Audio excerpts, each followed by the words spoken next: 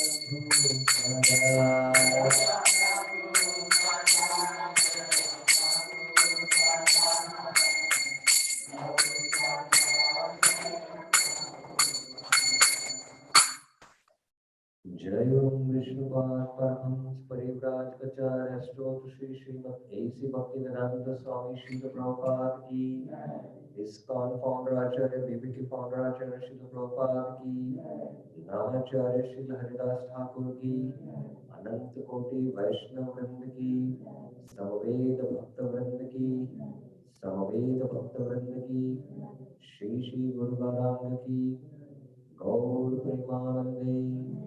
All glories to assembled devotees, all glories to assembled devotees, all glories to assembled devotees, all glories to Guru Gauranga. Om Ajnana-timirandasya dhananjana-shalakaya चक्षुरुन्मीलितं येन तस्मै श्रीगुरुवे नमः। श्रीचैतन्यमनोभीष्टं स्थापितं येन भूतले स्वयं रूपा कदामि ददाति स्वपदान्तिकम्। वन्देऽहं श्रीगुरु श्रीयुतापदकमलं श्रीगुरुं वैष्णवांश्च श्रीरूपं साग्रजातं सहगणरघुनाथान्वितं तं सजीवम् साद्वैतं सावधूतं परिजनसहितं कृष्णचैतन्यदेवं श्रीराधा कृष्णपादान् सहगणललिता श्रीविशाखान्वितांश्च। नमो विष्णुपादाय कृष्णप्रेष्ठाय भूतले श्रीमते भक्तिवेदान्त स्वामिनिधि नामिने। नमस्ते सारस्वती देवी गौरवाणी प्रसादिनी निर्विशेषा शून्यवादी पंचदेशिकानि। देवी कृष्ण करुणासिन्धु दीनबन्धो जगत्पते गोपीशा गोपिकान्तं राधाकान्तं नमस्ते। सप्तकान्तं गौराङ्गी राधे वृन्दावनेश्वरी रूपभाङ्गी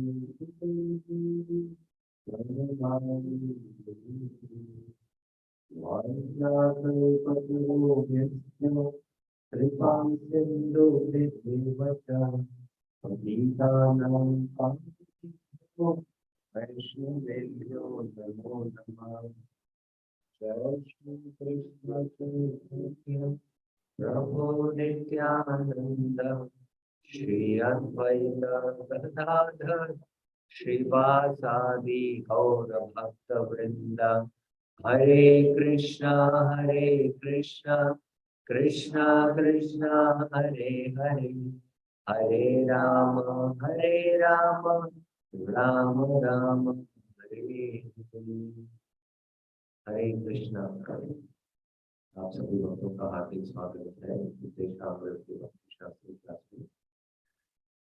तो पिछले हफ्ते हम इस तीसरे श्लोक के ऊपर उत्साह निश्चया धैर्य तत्त कर्म प्रवर्तना संग त्यागा सतो वृत्ते षड्वीर भक्ति प्रसिद्ध की, इस श्लोक के ऊपर हम चर्चा कर रहे थे।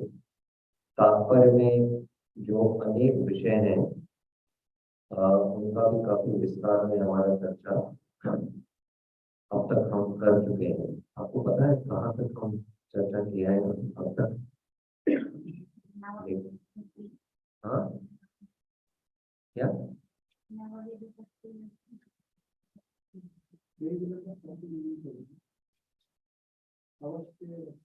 हाँ अवश्य रखिए।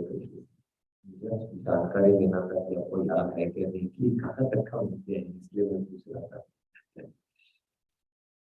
अवश्य रखिए। सो उत्साह निश्चय और धैर्य, इतना हमने अब तक चर्चा किया है। धैर्य मतलब क्या? जो धीर है। धीर मतलब जिसने उसके इंद्रियों को वश में किया है। तो धैर्य का एक अर्थ हमने कल पिछले कक्षा में चर्चा किया था, उसका स्लाइड हमने दिखाया नहीं था, तो अभी थोड़ा सा उसका स्लाइड हम दिखाते हैं।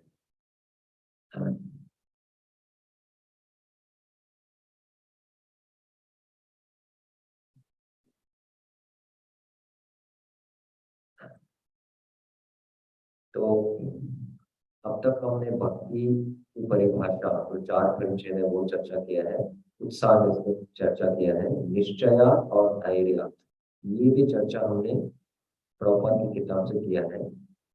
और एक अलग दृष्टिकोण से जो भक्तिविनोद ठाकुर बताते हैं, धैर्य का क्या है और निश्चय का मैंने थोड़ा सा संक्षिप्त में वर्णन किया था। निश्चय मतलब सब संदेह दूर करना, संबंध विधेय प्रयोजन का ज्ञान होना। तो उसका भी थोड़ा सा विस्तार भी आज हम चर्चा करेंगे और आगे आज ये तीसरा तात्पर्य भी समाप्त करेंगे। तो उत्साह तो हमने देख लिया। निश्चय मतलब कृष्ण निश्चय मेरा रक्षा करेंगे और भक्ति में सफलता ये सहायता देंगे, ये निश्चय कहलाता है। निश्चय के बिना समर्पण संभव नहीं है।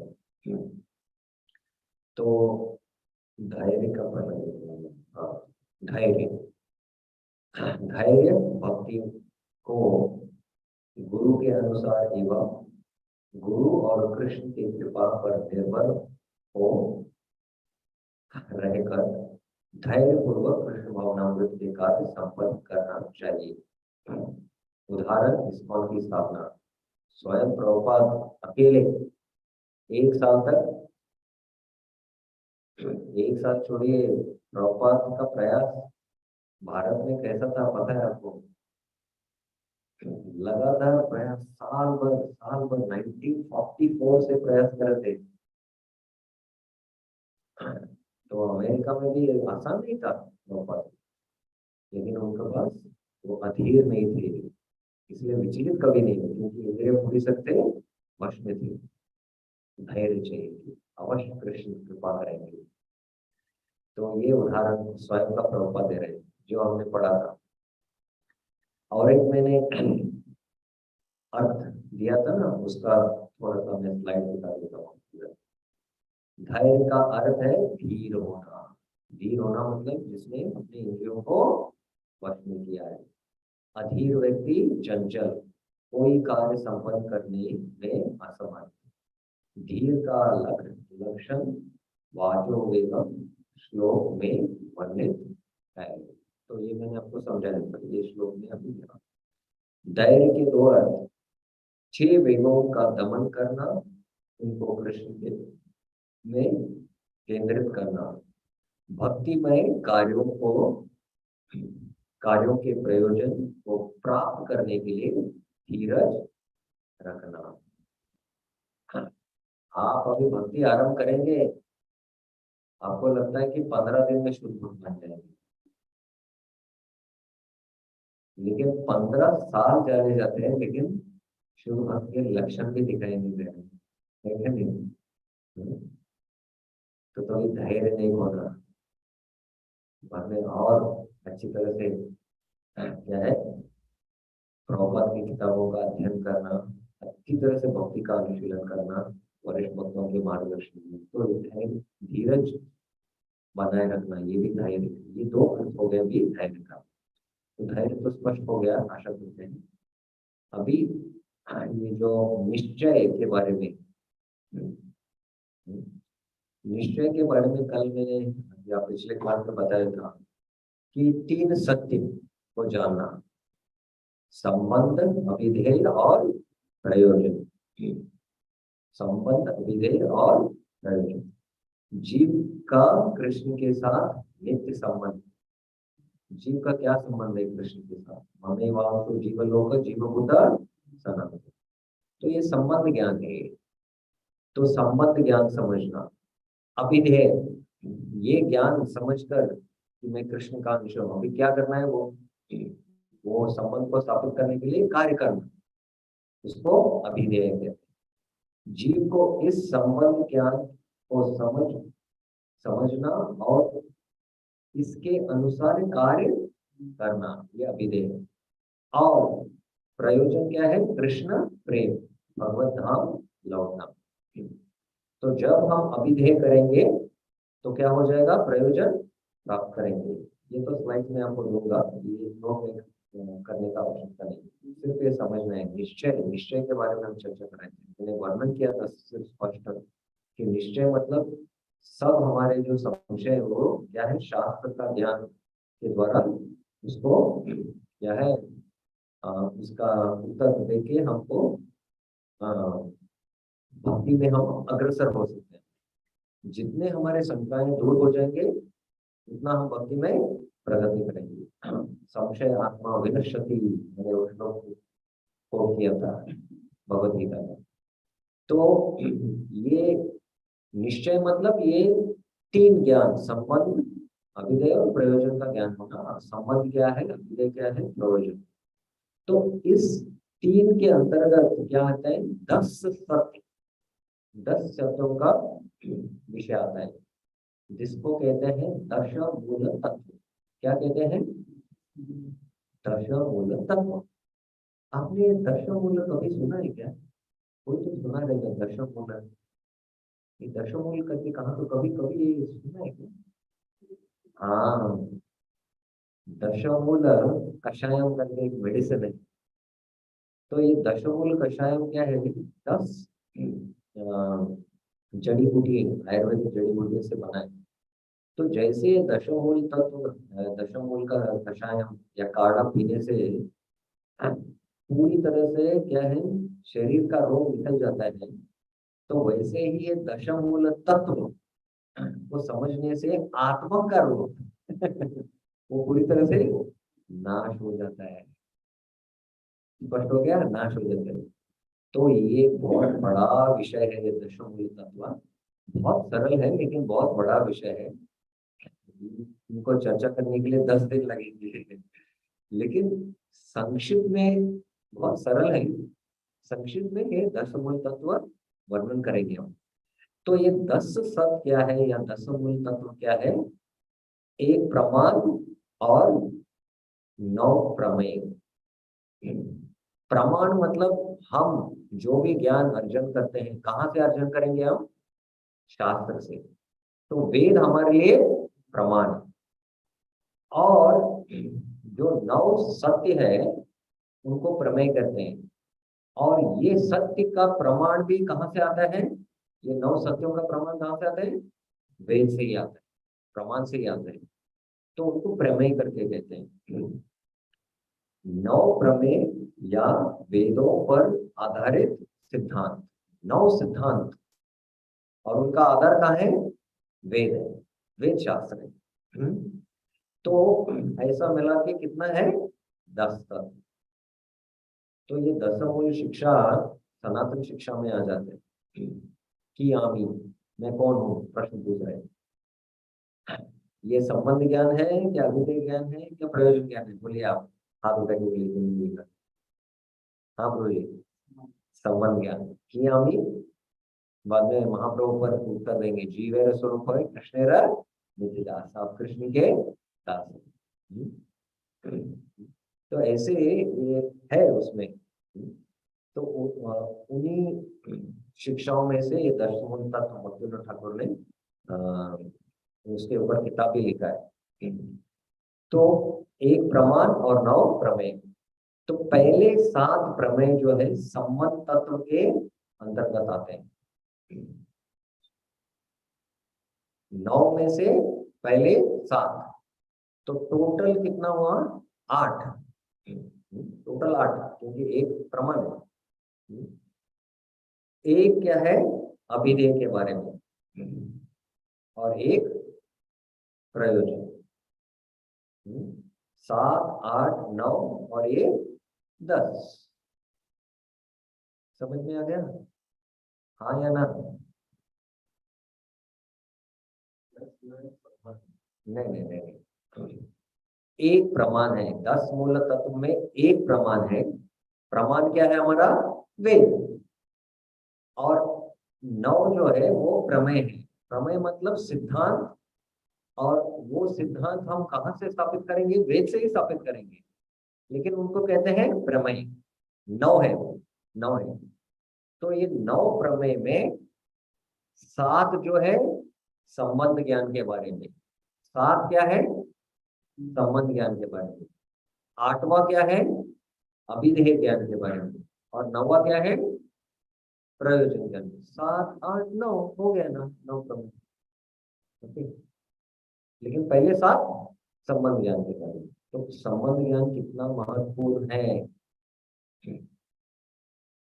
हर शास्त्र को हमको ये 3 दृष्टिकोण से ही पढ़ना है, संबंध अभिधेय प्रयोजन।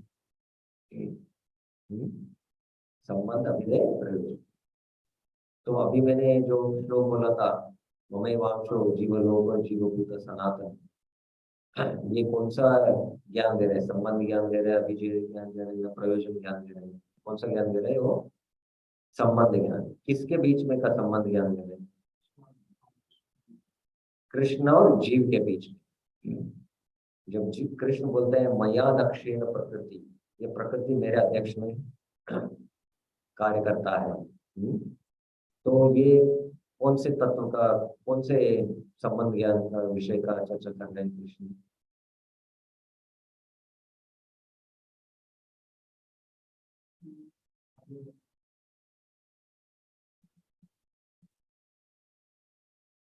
ये ABCD क्या है? हमारा ABCD नॉलेज है।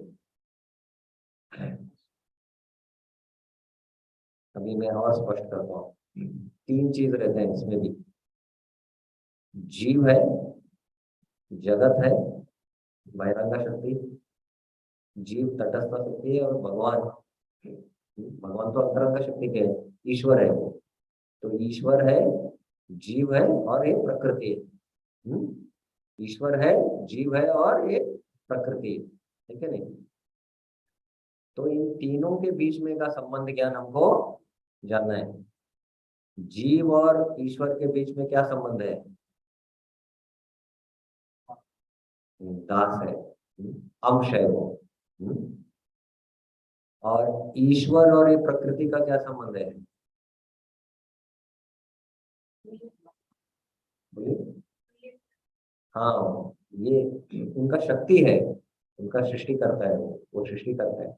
तो मैया दक्षिण प्रकृति जब कृष्ण बोल रहे हैं, तो संबंध ज्ञान कौन से, किसके और किसके बीच में का चर्चा हो रहा है?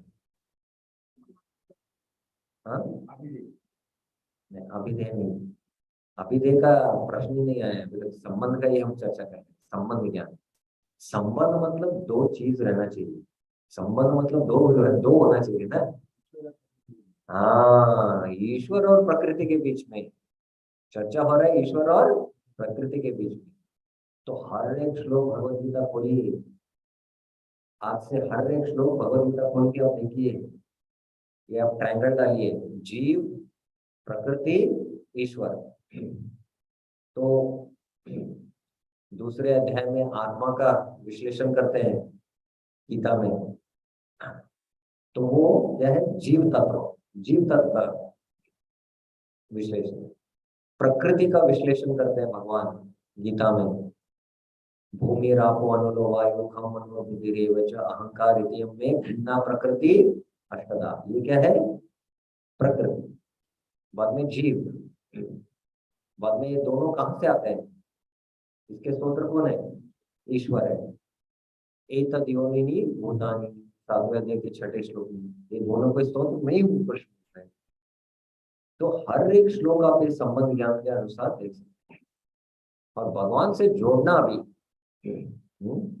कौन से मार्ग, कर्म योग या ज्ञान योग या अष्टांग योग, ये सब अभिधेय, भक्ति योग है। तो तीनों मार्ग है भगवत गीता में, सबसे सर्वोत्तम मार्ग है भक्ति योग। तो अभिधेय जैसे मन मना भव मन भक्तो मध्याजी माम नमस्करो, ये श्लोक कौन सा है? संबंध ज्ञान के बारे में अभिधेय है क्या प्रयोजन है? बोलिए, हाथ उठा के।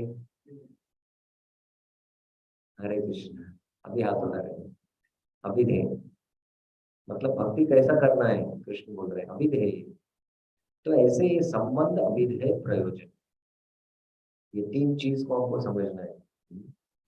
तो ये 10 मूल तत्व में क्या आते हैं? एक प्रमाण है और 9 प्रमेय है, 7 प्रमेय संबंध ज्ञान के बारे में, और 8वां विधि है, और 9वां प्रयोजन। अभी थोड़ा सा प्रमाण प्रमाण के बारे में, प्रत्यक्ष प्रमाण, अनुमान प्रमाण और शब्द प्रमाण। आपने सुना है ना, ये 3 तरह के प्रमाण है। बहुत सारे प्रमाण, अन्य 10 प्रमाण है, लेकिन मुख्यतः ये 3 है, प्रत्यक्ष प्रमाण, अनुमान प्रमाण और शब्द प्रमाण। ये 3 प्रमाण के बारे में किसने नहीं सुना है, हाथ उठाइए। हरे कृष्णा।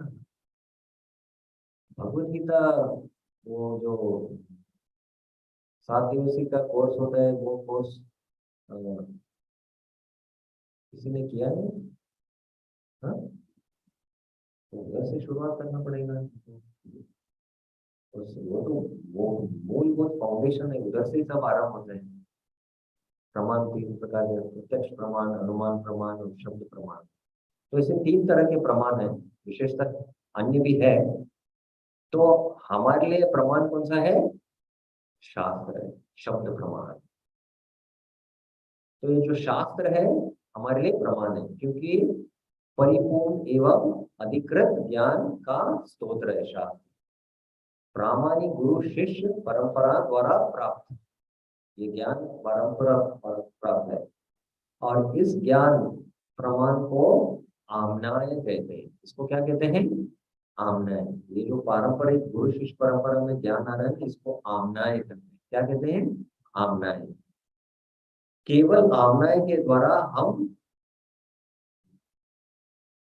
नव प्रमेयों को समझ सकते हैं। मतलब ये जो नव प्रमेय है, सिर्फ वेदों के द्वारा ही हम समझ सकते हैं। तो नव प्रमेय क्या है, अभी हम देखेंगे। एक प्रमाण क्या है? वेद। और वेद मतलब शास्त्र प्रमाण, शब्द प्रमाण, वो स्थापित कर दिया हमने। ये नव प्रमेय क्या है? श्री कृष्ण। पहला सत्य क्या है? श्री कृष्ण परम सत्य है। परम ब्रह्म हरि ही एकमात्र आराध्य देव है। सब शास्त्रों में इसका प्रमाण है। शिव जी क्या बोलते हैं? आराधनाम सर्वेश्वराम विष्णु और आराधनम परम, शास्त्र में है। ईश्वर परम कृष्ण सच्चिदानंद विग्रह अनादिरादि गोविंद सर्व कारण कारण, ब्रह्मा जी कह रहे हैं। भागवतम में क्या है? कृष्णस्तु भगवान स्वयं। तो कृष्ण परम सत्य है, ये प्रमेय था। और हम शास्त्र के द्वारा प्रमाण दे दिया वैसे कि ये सत्य। और कृष्ण के अनेक शक्तियां हैं, कृष्ण शक्तिमान है और उनके बहुत सारे शक्तियां हैं। दूसरा है सत्य। कृष्ण की शक्तियां है ना, अंतरंगा शक्ति, बहिरंगा शक्ति और तटस्था शक्ति, बहुत सारे शक्तियां हैं। और कृष्ण क्या है? रस है। कृष्ण क्या है? रस। इसलिए उनका नाम है अखिल रसामृत मूर्ति। उनका नाम क्या है? अखिल रसामृत मूर्ति। और कोई किसी का कोई नाम जानते हैं कृष्ण का रस के ऊपर आधारित? हाँ, संकट में कहाँ रस है? रस के ऊपर आधारित नाम।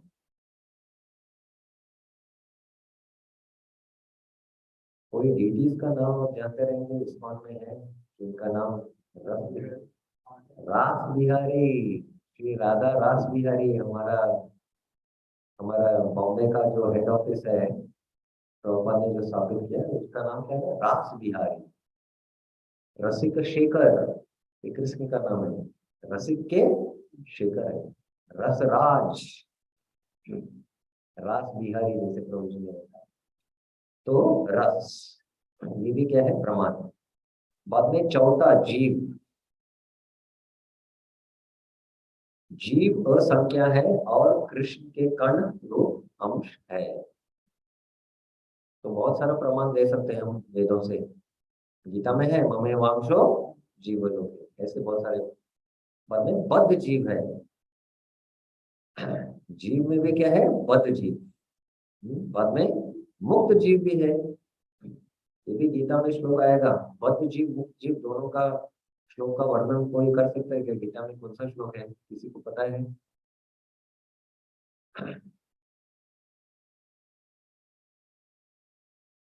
15वां अध्याय के 16वां श्लोक।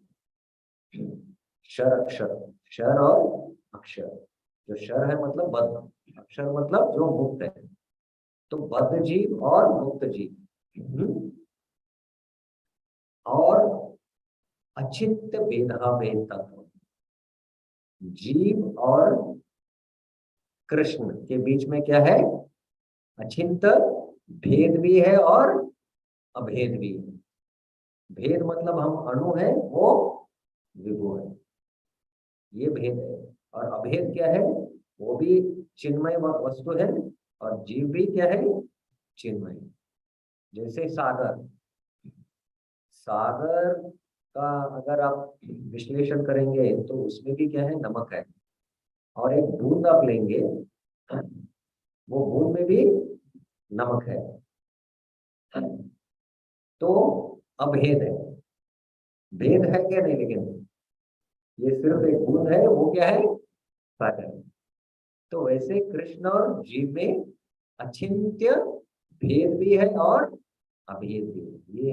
ये हम हमारा दर्शन क्या है पता है ना? चैतन्य महाप्रभु का दर्शन क्या है? अचिंत्य भेदा भेद तत्व। तो अचिंत्य भेदा भेद तत्व, ये 7वां है। और 8वां विधेय, साधना क्या है? भक्ति। ये सबको क्या है? कृष्ण को समझना है, जीव को समझना है, और इस जगत को समझना है। तो क्या है? कैसे करना है साधना? भक्ति करना है। और भक्ति करने से प्रयोजन क्या मिलेगा हमको? कृष्ण प्रेम। तो ये नव प्रमेय क्या है? ये शास्त्र के द्वारा ही हम ये सिद्धांतों को, शास्त्र के प्रमाण को दे सकते हैं। तो ये सब मिला के क्या हो जाता है? ज्ञान। ये ज्ञान आपको जब हो जाएगा, आप क्या है? इस ज्ञान के द्वारा क्या है? आप क्या है? निश्चय ही क्या है? विश्वास के साथ भक्ति करते करके आप परिपूर्णता प्राप्त कर सकते हैं। शुद्ध षड्वीर भक्ति प्रसिद्ध थी, ये निश्चय है। तो ये हमने थोड़ा सा झलक दिया आपको। तो इसमें से जो पहली 7 है, ये 7 संबंध ज्ञान के अंतर्गत आता है। ये 8वां अभिधेय है और 9वां प्रयोजन है। तो ये स्लाइड हम आपको देंगे।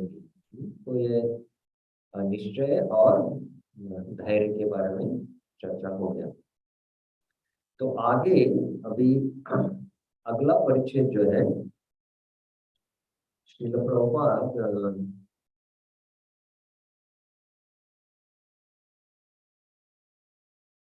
कहाँ है? हाँ, तत्त कर्म प्रवर्तन के बारे में चर्चा करेंगे। तो भी दिखाएंगे स्लाइड। तो आप लिख सकते हैं, ये जो अगला परिच्छेद है, अवश्य रक्षित कृष्ण, इसके बाद जो है ना, वो इधर मेरा परिच्छेद नंबर 9 है, आपकी किताब में आप मार्क करिए। तो वो इसके बारे में वर्णन है उसमें, तत्त कर्म प्रवर्तन।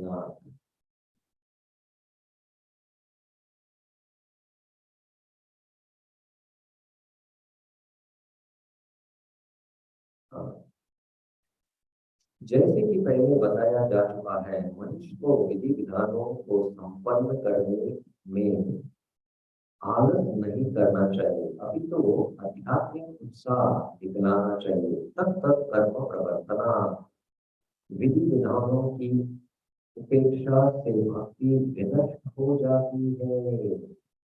अपना मान कर लीजिए, वो क्या? विधि विधानों की उपेक्षा से भक्ति विनष्ट हो जाती है। तो विधि विधानों का जितना हद तक पालन करेंगे, उतना हद तक आप प्रगति करेंगे। इस कृष्ण भावनामृत आंदोलन में 4 मूल नियामक सिद्धांत हैं: अवैध मैथुन, मांसाहार, दूध क्रीड़ा, दूध क्रीड़ा तथा मादक द्रव्यों का सेवन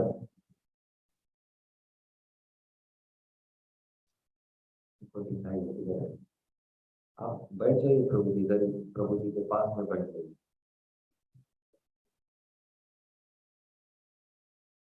भक्तों को इन सिद्धांतों का पालन करने में अत्यंत उत्साह दिखलाना चाहिए। यदि वे इनमें से किसी भी एक का पालन करने में शिथिलता बरतता बरतता है तो उसकी प्रगति अवश्य ही रुक जाएगी।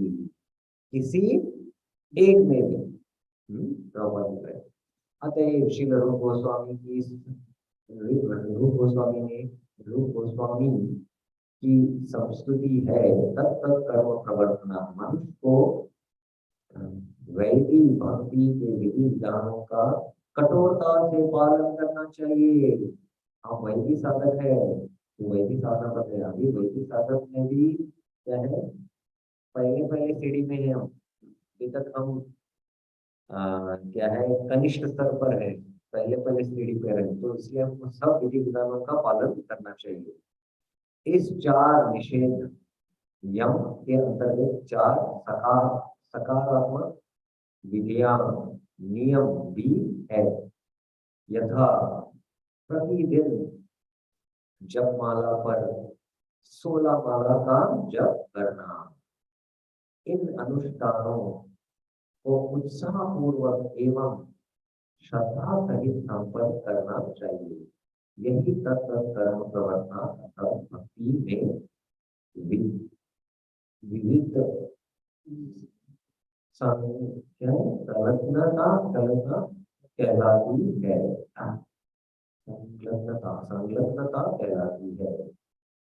तो तत्त कर्म प्रवर्तना मतलब विधि विधानों का पालन करना चाहिए।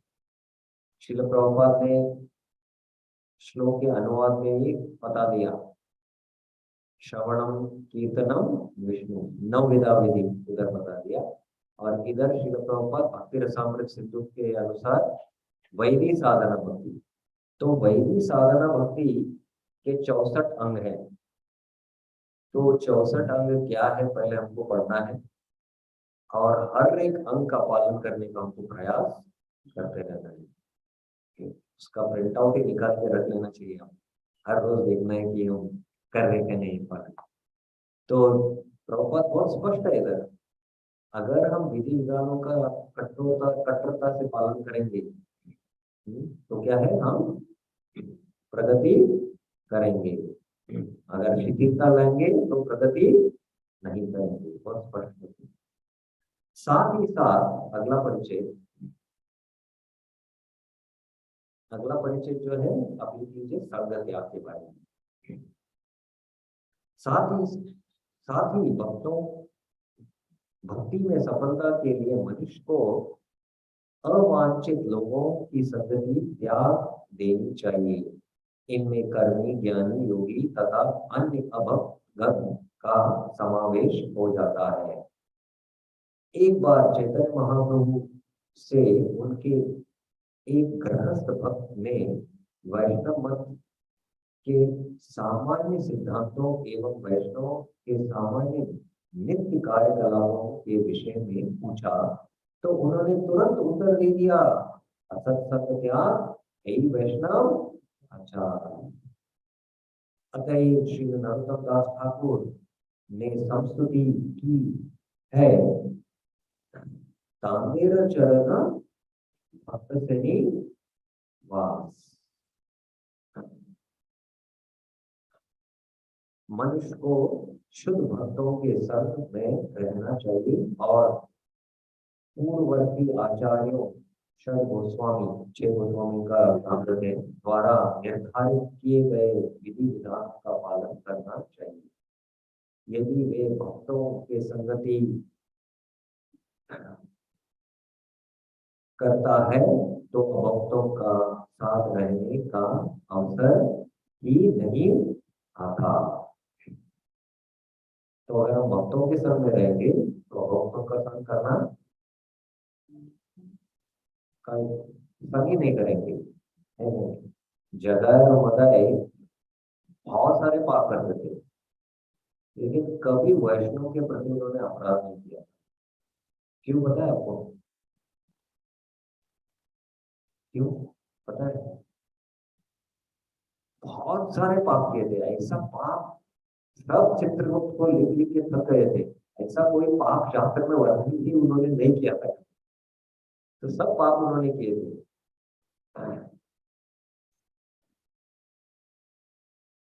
सब पाप किए थे, लेकिन उन्होंने वैष्णव के प्रति कभी अपराध नहीं किया। क्यों पता है आपको? क्योंकि वैष्णव का संग ही नहीं करते थे। सरल। और हम क्या है, हम वैष्णव के संग में क्या कर सकते हैं? अपराध कर सकते हैं। अब हम तो संग नहीं करते हैं, तो पाप करने का सवाल उठता नहीं तो हमारे लिए, लेकिन अपराध का सवाल आ जाता है। ये थोड़ा ऐसे ही विषय पता है कि अगर हम भक्तों का संग करेंगे तो अभक्तों का संग बाद में नहीं करेंगे, तो बात बोल रहे हैं, ये उल्टा भी हमारे लिए भी लागू होता है। भक्तों के संग में भी क्या है, हाँ हमको क्या है, हमारा शिष्टाचार, आचरण, इसलिए सदाचार बहुत ही महत्वपूर्ण है। वैष्णव सदाचार, वैष्णव सदाचार के अनुसार हम रहेंगे भक्तों के सामने, तो प्रचार करने का कोई आवश्यकता नहीं, लोग देख के ही क्या है, भक्त बनेंगे। अरे ये वैष्णव लोग एक दूसरे के साथ कैसे बोलते हैं, कैसे इनका व्यवहार है, ये देख के ही प्रभावित हो जाएंगे। ये देख के ही प्रभावित हो जाएंगे, प्रचार करने का कोई आवश्यकता नहीं। देखिए हमको भी आपके सामने आना है, ये आंदोलन से जुड़ना है करके, तो ऐसे हमको रहना है। ये अंतरराष्ट्रीय कृष्ण भावनामृत संघ ऐसे अनेक केंद्र खोला खोल रहे खोल रहा है, जिससे लोगों को भक्तों का साथ रहने तथा आध्यात्मिक जीवन में नियामक सिद्धांतों का अभ्यास करने के लिए आमंत्रित किया जा सके। तो प्रभुपाद ने अनेक केंद्र खोले, और इधर भी एक केंद्र है जहाँ हम भक्तों का संग कर सकते हैं, और क्या, सिद्धांतों का अभ्यास, सिद्धांतों का अभ्यास करना चाहिए। तो प्रभुपाद का जो केंद्र है, ये एक वैदिक विद्यालय है जहाँ शिक्षण दिया जाता है, ये मूल। और भाई बाकी अब कोई भी आध्यात्मिक संस्था में जाइए, ऐसा सिद्धांत भी नहीं मिलेगा और ऐसा शिक्षा कहीं भी नहीं मिलेगा। तो ये बहुत महत्वपूर्ण है जो प्रभुपाद ने हमको जो दिया है इनके ग्रंथों के द्वारा। तो ये अक्सर संघ त्याग या संघ त्याग के बारे में वर्णन हुआ है। तो अगर आप थोड़ा देखेंगे दूसरा श्लोक में और तीसरा श्लोक में, दूसरा श्लोक के उपदेशामृत और तीसरा श्लोक में 6 दोषों में और 6 गुणों में कौन सा एक कॉमन है, पता है आपको?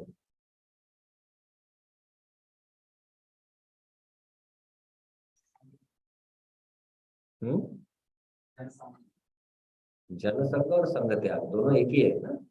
संघ, संघ का त्याग, तो 2 बार रूप गोस्वामी ने वर्णन किया है। मतलब कितना महत्वपूर्ण है, कितना महत्वपूर्ण है संघ त्याग। तो हमने पिछले कक्षा में भी इसका चर्चा किया था, लेकिन फिर से आपको याद दिलाएंगे। तत्त कर्म पर तो स्पष्ट हो गया, वह वैदिक भक्ति के कार्य जिनसे शुद्ध भक्ति का अनुशीलन किया जा सकता है, संपन्न करना, प्रवर्तन, यम और नियम। यम मतलब 4 जो हमारे हैं मूलभूत, और नियम मतलब 16 बना। संग त्याग, अभी ये थोड़ा हमने वर्णन किया था, लेकिन फिर भी देख लीजिए। क्या एक भौतिकवादी व्यक्ति या एक भौतिक वस्तु के निकट जाना संग है। यदि इसे संग कहा जाए तो ऐसे त्यागना संभव नहीं है। एक व्यक्ति के पास जाएंगे, वस्तु के पास जाएंगे तो संग हो जाएगा क्या? देहधारी व्यक्ति ऐसे संपर्क के बिना जी नहीं सकता, है क्या नहीं? अतः संग शब्द की समझ यह है कि हमें ददाति प्रतिगृह्णाति गुह्यमाख्याति पृच्छति। वो जो श्लोक था, कब संग कहा जाएगा? हमने वर्णन किया था जब हम 6 प्रीति के आदान प्रदान करेंगे तब संघ का प्रभाव हमको पड़ेगा, तब तक संघ का प्रभाव हमको नहीं पड़ेगा।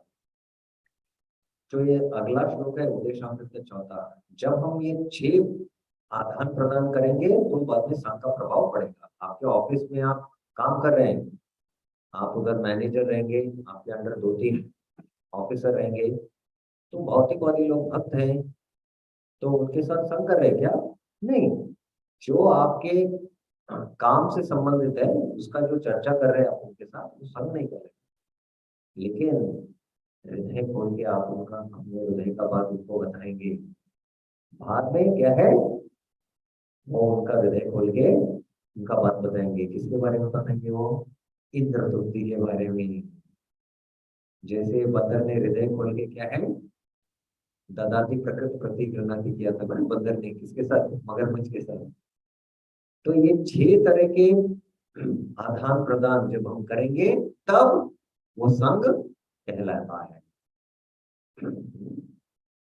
ददाती श्लोक में वर्णित 6 कार्य के प्रेम की भावना से भौतिकवादी व्यक्तियों के साथ नहीं करना चाहिए।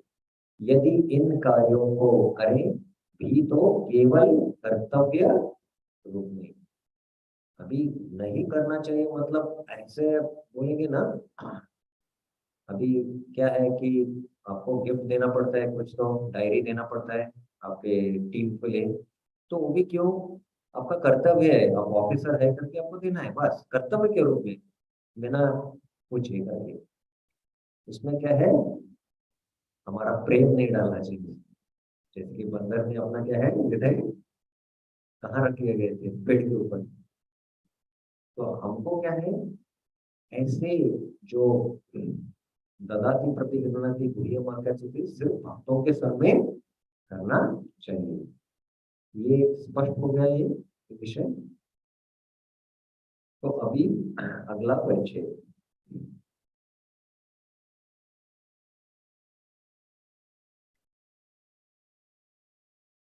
तो इधर अगला परिचय जो है, इधर तो मेरे लिए 12वां है। तो 12वां परिचय में प्रभुपाद अपना निष्कर्ष, छोटा सा निष्कर्ष देते हैं, कहाँ से कहाँ तक है हम उनको बताएंगे, तो दिखाएंगे अब कहाँ तक है।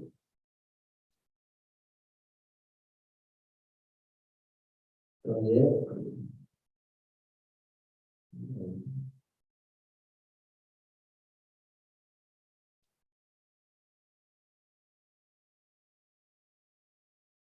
हाँ अभी हम इधर है ना भक्ति में सेवा।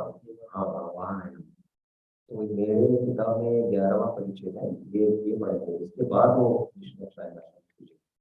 भक्ति में सेवा का अर्थ है दिव्य कार्यकलाप।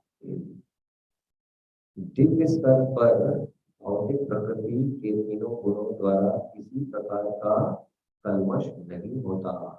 यह विशुद्ध सत्व कहलाता है, अर्थात यह शुद्ध सत्व का या रजो तथा तमो गुणों के कल्मश से मुक्त सत्व गुण का स्तर है।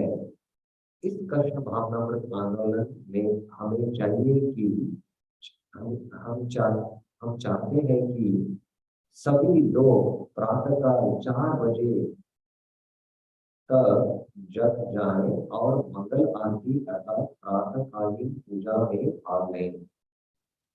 तब श्रीमद् भागवत पढ़े, कीर्तन करें आदि आदि। इस प्रकार हम नित्य में 24 घंटे भक्ति के कार्यकलापों में संलग्न रहते हैं।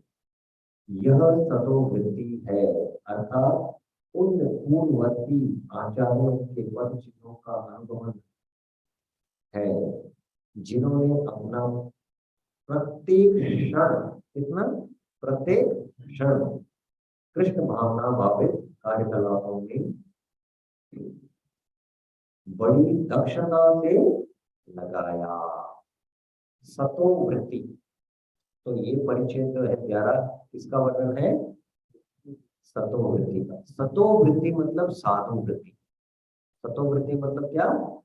साधु। साधु का वृत्ति क्या, कैसा होना चाहिए? साधु भी दो प्रकार के होते हैं, गृहस्थ और गृह त्यागी। जो गृहस्थ आश्रम में रहते हैं और जो सन्यासी लोग हैं, गृह त्यागी बोलते हैं। तो उनका वृत्ति कैसा होना चाहिए कि वो सब कार्यक्रम में भाग लेते हैं, मंगल आरती, जप, श्रृंगार दर्शन और अनेक जो कार्य है कृष्ण भावनामृत संबंधित। तो पूरी तरह से क्या है, 24 घंटे प्रभुपाद लिख रहे हैं, महात्मा नस्तु मां पार्थ दैवीं प्रकृतिमाश भजन्ते अनन्य मनसो ज्ञात्वा भूतादि अव्ययम् सततम कीर्तयन्तो माम। क्या है? सततम कीर्तयन्तो नमस्यन्ति माम भक्त्या नित्य युक्त उपासते, नित्य रूप से उपासना करते रहते। तो ऐसे साधुओं के पद चिन्हों में भी हमको क्या है, हमको भी भजन करना है। साधु वृत्ति को, सतो वृत्ति मतलब साधु वृत्ति है। तो इसके बारे में मैं थोड़ा सा वर्णन करूंगा। संग त्याग तो हो गया, सतो वृत्ति। तो इधर स्लाइड में है, देखिए, उन पूर्ववर्ती आचार्यों के पद चिन्हों का अनुगमन करना जिन्होंने अपना प्रत्येक क्षण कृष्ण भावनामृत के कार्यकलापों में बड़ी दक्षता से लगाया है, यह सतोवृत्ति है। यथा प्रातःकालीन भक्तों भक्ति के कार्य, मंगल आरती, कीर्तन आदि। तो अभी जो आगे स्लाइड्स में दिखाया जा रहा है वो इधर नहीं है श्रील प्रभुपाद की किताब में, लेकिन भक्तिविनोद ठाकुर ने काफी विस्तार में वर्णन किया है। तो उसका थोड़ा सा झलक दिखाते हैं। मैंने जैसे बताया, सतोवृत्ति मतलब साधु वृत्ति। तो इधर देखिए, साधु या संत दो प्रकार के हैं, गृहस्थ या वैरागी। वृत्ति मतलब कार्यकलाप, उनके प्रवृत्ति के अनुसार, उनके स्वभाव के अनुसार, या जीवन शैली, लाइफस्टाइल, हमारा क्या रहना चाहिए। एक व्यक्ति भौतिक व्यक्ति है, उसका भी एक लाइफस्टाइल होता है ना। सुबह उठ के वो इंद्र तुक्ति के कार्य आरंभ कर देता है। तो हमको भी क्या है, सुबह उठ के भगवान के इंद्र तुक्ति के लिए कार्य आरंभ करना है। तो वो हमारे शास्त्रों में दिया है, मंगल आरती, गुरु अष्टकम में से। तो उनका जीवन शैली क्या है या उनका प्रवृत्ति क्या है, उनका स्वभाव क्या है, स्वभाव के अनुसार वो स्वभाव को क्या है, कृष्ण की सेवा में हम लगाते हैं। तो ऐसे हम करेंगे तो तमोगुण से रजोगुण, रजोगुण से सतगुण, बाद में सतगुण के ऊपर उठ के विशुद्ध सत्व, जो इस परिच्छेद में वर्णन किया था, आरंभ में वर्णन किया था। देखिए, विशुद्ध सत्व, विशुद्ध सत्व मतलब दिव्य स्तर है। तो क्या धीरे धीरे से तमोगुण से रजोगुण, रजोगुण से सतगुण में आएंगे, सतगुण से बाद में विशुद्ध सतगुण। तो एक दृष्टि से देखा जाए तो हमारे जो भक्ति के कार्य आरंभ होते हैं विशुद्ध सतगुण से। जब तक गुणों के अधीन है तब तक क्या है, हम पूरी तरह से भक्ति की दिव्यता को भी नहीं समझते हैं और भक्ति का पूरा दिव्य आनंद भी हम अनुभव नहीं करते। विशुद्ध सत्व में क्या हो जाता है, हम पूरी तरह से अनुभव कर सकते हैं। तो ऐसे धीरे धीरे से प्रगति होता है। तो साधु वृत्ति मतलब इस स्लाइड में दिया गया है, आशा करते हैं ये समझ गया। साधु मतलब दो है, गृहस्थ और वैरागी। वृत्ति मतलब उनका प्रवृत्ति के अनुसार। अभी सतो वृत्ति, भक्ति में प्रगति करने के लिए स्थूल और सूक्ष्म शरीर का भक्ति के लिए अनुकूल बनाना। स्थूल शरीर है हमारा, सूक्ष्म शरीर है, तो भक्ति में अनुकूल बनाना मतलब क्या? अभी हमें से कोई नरसिंह मेहता नहीं कि 24 घंटे बैठ के भजन करेगा, जब तक खाना पास में आएगा नहीं तब तक खाएगा भी नहीं, भिक्षा भी नहीं मांगेगा, ऐसा नहीं है। अगर हमारे घर में अनाज नहीं है, कल के लिए खाना नहीं है, तो हम ध्यान पूर्वक भजन कर सकते हैं क्या? नहीं। तो हमें चाहे एक घर चाहिए, घर में अनाज रहना चाहिए, सब सामग्री रहना चाहिए, तब क्या है हम निश्चिंत में बैठ के जप कर सकते हैं। ये स्थूल आवश्यकता है। सूक्ष्म हमारा एक स्वभाव है, हमारा एक स्वभाव है। मेरा स्वभाव है कि मैं एक बिजनेस मैन हूँ, मेरा नेचर है वो। मेरे को मिला है वो शरीर बिजनेसमैन। लेकिन मैं आपको बुलाऊंगा, प्रभु जी इधर आ जाइए, ये देखिए ये भागवतम है, वाह 18,000 श्लोक है, थोड़ा बैठ के पूरा दिन बैठ के आप क्या कीजिए, उसमें से ये कौन सा श्लोक है ना वो ढूंढ के निकालिए। उनको उसमें रस आएगा क्या? नहीं। श्रद्धा है भागवतम के ऊपर, श्रवण भी करेंगे भागवतम, लेकिन उनका क्या है, ब्राह्मण का स्वभाव नहीं है पठन पाठन का।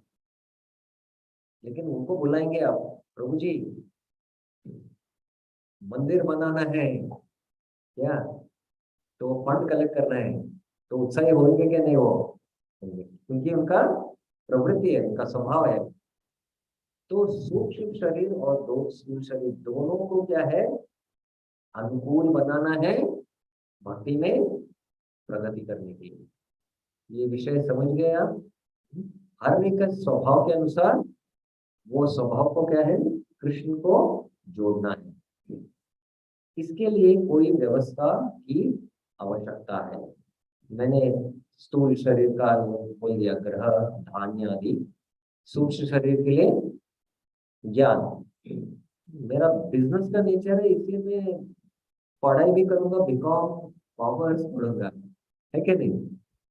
मेरा साइंटिफिक नेचर है तो मैं साइंस पढ़ूंगा, है क्या नहीं? स्वभाव के अनुसार मैं पढ़ाई करूंगा। अगर मेरा स्वभाव अलग है और मेरे को अलग पढ़ाई किया जाएगी तो मैं संतुष्ट नहीं रहूंगा, और संतुष्ट नहीं है तो भक्ति कर नहीं पाऊंगा। तो दोनों क्या है, अनुकूल रहना चाहिए।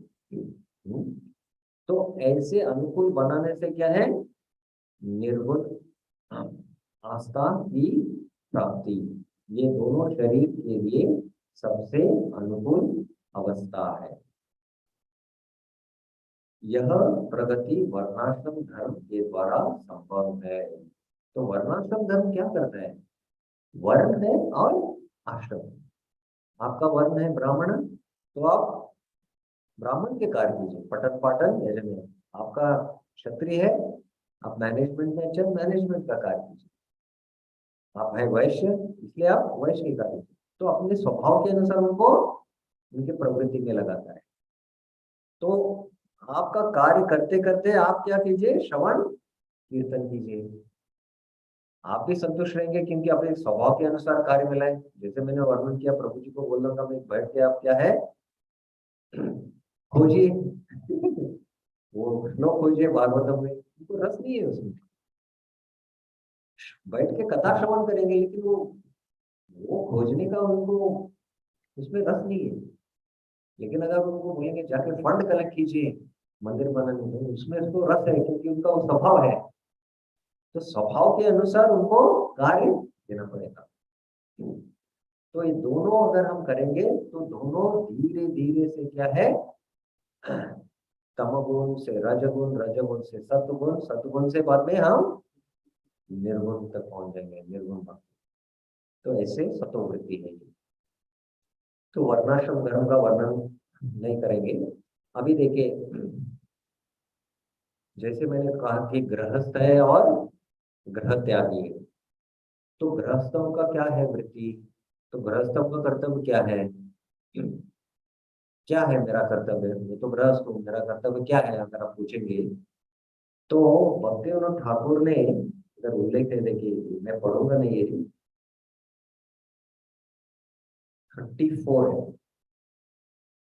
आप स्लाइड में से बाद में पढ़ लीजिए। चैतन्य चरितामृत से उदाहरण देते हैं कि गृहस्थों को क्या है, वैष्णव को बुला के प्रसाद खिलाना चाहिए, गृहस्थों को ये करना चाहिए, 1 2 3 4, ये गृहस्थों का साधु कृत्य हो जाता है। तो सन्यासियों को क्या है बाद में, उनका वृत्ति भिक्षा मांगना, सन्यासी मतलब भिक्षु। तो उनका क्या क्या कर्तव्य है, ऐसे उनका भी वर्णन है, 1 2 3 4, ये तो बहुत लंबा लिस्ट है। तो ऐसे साधु वृत्ति का वर्णन है, तो ये आप पढ़ सकते हैं बाद में। और हर एक के लिए प्रमाण भी है चैतन्य चरितामृत। चैतन्य चरितामृत में देखिए महाप्रभु के भक्त दोनों श्रेणी के थे, परमहंस सन्यासी भी थे जो महाप्रभु के साथ रहते थे, और क्या था, गृहस्थ भी थे। दोनों को महाप्रभु क्या है, समान दृष्टि से देखते थे, बल्कि उनके निकट के निकट कौन थे, रामानंद राय, वो तो गृहस्थ थे। स्वरूप दामोदर, वो तो सन्यासी थे। तो कुछ भी भेद नहीं करते थे, लेकिन गृहस्थों का उनका वृत्ति है, उनके कार्य, और गृह त्यागियों मतलब वैराग्य है, उनका वृत्ति है, उनका वृत्ति के अनुसार उनको क्या है, उनके कार्य करना चाहिए। तो ऐसे दोनों के लिए दिया गया है, एक लंबा लिस्ट है। ये साधु वृत्ति हो जाती है। प्रभुपाद ने तो 2 लाइन में लिख दिया सबके लिए, मंगल आरती करना, श्रृंगार दर्शन, भागवत पाठ करना हर रोज, ऐसे, ठीक है। तो ये साधु वृत्ति हो गया। किसी का टीका टिप्पणी या प्रश्न है इसके बारे में?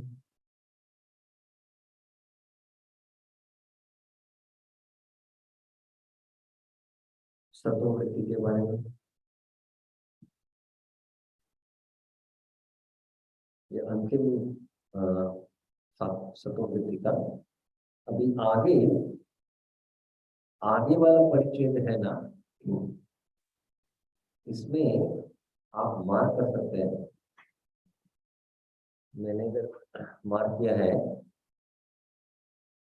उधर तक क्या है, प्रभुपाद का निष्कर्ष है, ये 6 गुणों के बारे में निष्कर्ष है, ठीक है। निष्कर्ष प्रभुपाद का, प्रभुपाद ना आगे भी निष्कर्ष को देंगे, एक अगला परिच्छेद, एक पूरा परिच्छेद निष्कर्ष देंगे, लेकिन इधर भी थोड़ा छोटा सा निष्कर्ष देते हैं। यदि कोई इस श्लोक में श्रील रूप गोस्वामी द्वारा दिए गए उपदेशों का कड़ाई से पालन करता है, उत्साही होना, दृढ़ निश्चयी होना, धैर्यवान होना, अवांछित व्यक्तियों की संगति का परित्याग करना, नियमों का पालन करना तथा भक्तों की संगति करना, तो वह भक्ति में अवश्य प्रगति करेगा, अवश्य। तो चीज करने से अवश्य भक्ति में प्रगति करेंगे, ऐसे प्रभुपाद निष्कर्ष देते। स्पष्ट हो गया निष्कर्ष कहाँ है, अभी सबको स्पष्ट हो गया, ये सबको स्पष्ट हो गया, हाँ या नहीं, कुछ बोल रहे हैं, आप है मेरे साथ इधर क्या कहीं और है? हाँ या ना? अभी आगे इधर से ना, इस संबंध में वो क्या है, अनुवृत्ति टीका भक्ति सिद्धांत सरस्वती ठाकुर का, ठीक है। तो ये थोड़ा सा विषय को समझना है अभी। भक्ति सिद्धांत ठाकुर का एक अलग दृष्टिकोण से लिखते हैं वो, तो हमको भी काफी साल से ये स्पष्ट नहीं होता है, लिख रहे हैं करके भक्ति सिद्धांत ठाकुर और कैसे समझना है इसको, तो इसलिए थोड़ा सा पढ़ेंगे इसको। तो इस तरह इंग्लिश किताब थोड़ा लेके आ जाए, ये किया है, ठीक है। तो नहीं चाबी लेके गई, नहीं नहीं नहीं, मेरा इसमें मैंने मार्क किया है। इस संबंध में श्री भक्ति सिद्धांत सरस्वती ठाकुर की टिप्पणी है कि दार्शनिक चिंतन द्वारा ज्ञान का अनुशीलन, सकाम कर्मियों की प्रगति द्वारा संसारी ऐश्वर्य का संग्रह तथा योग सिद्धियों अर्थात भौतिक पूर्णता की इच्छा, ये सब भक्ति के सिद्धांतों से सर्वथा विपरीत है। मनुष्य को इन अस्थायी कार्यकलापों के प्रति पूर्णतया उदासीन रहकर अपना ध्यान भक्ति के अनुष्ठानों की ओर मोड़ना है। तो भक्ति सिद्धांत सरस्वती ठाकुर के अनुसार ये सब जो है ना, क्या है वो? दार्शनिक चिंतन द्वारा ज्ञान का अनुशीलन, सकाम कर्मियों की प्रगति द्वारा संसारी ऐश्वर्य का संग्रह और योग सिद्धियों अर्थात भौतिक पूर्णता की इच्छा, भौतिक सिद्धियां प्राप्त करना, ये क्या है? भक्ति सिद्धांत, भक्ति के सिद्धांत के पूर्ण तरह विपरीत है। इन कार्यकलापों में कोई रुचि नहीं दिखाना और हमारा पूरी तरह से क्या है, रुचि किसमें रहना चाहिए? ध्यान भक्ति के अनुष्ठानों में हमारा ध्यान रहना चाहिए। तो ये आप हृदय मान कर सकते हैं, ये एक उत्साह का परिभाषा है भक्ति सिद्धांत सरस्वती ठाकुर के अनुसार। इसका परिभाषा है उत्साह का परिभाषा। तो हमारे एक आचार्य रहे, आप जानते हैं कि 6 गोस्वामी थे, उनमें से जीव गोस्वामी थे। जीव गोस्वामी के 3 शिष्य थे, 3 शिष्य थे उनके। एक थे नरोत्तम दास ठाकुर, दूसरा श्रीनिवास आचार्य और तीसरे श्यामानंद पंडित। आपने सुना है क्या? ये 3 नाम सुना है? नरोत्तम दास ठाकुर, श्रीनिवास आचार्य और श्यामानंद पंडित। तो श्यामानंद पंडित के एक शिष्य थे जिनका नाम था रसिकानंद, ओडिशा में। दोनों श्यामानंद और रसिकानंद ने बहुत बुरी प्रचार करके पूरा ओडिशा प्रांत और बंगाल के प्रांत में नरोत्तम श्रीनिवास आचार्य और बांग्लादेश में नरोत्तम दास ठाकुर ने बहुत प्रचार किया। तो रसिकानंद आचार्य इतना महान आचार्य थे कि हाथी को भी उन्होंने शिष्य बना लिया था। वो हाथी ने क्या है, पूरा दंडोत किया चरण कमल को, वो शिष्य बन गया हाथी। ऐसे महान आचार्य थे रसिकानंद आचार्य। तो एक बार रसिकानंद आचार्य क्या है, वो दांत घिस रहे थे। हम जानते हैं कि गांव में दांत कैसे घिसते हैं, नीम का पेड़ लेके, क्या बोलते हैं उसको? हाँ, नीम का डाली से करते हैं ना। तो एक शिष्य भागते हुए आ गया कि गांव में एक योगी आया है।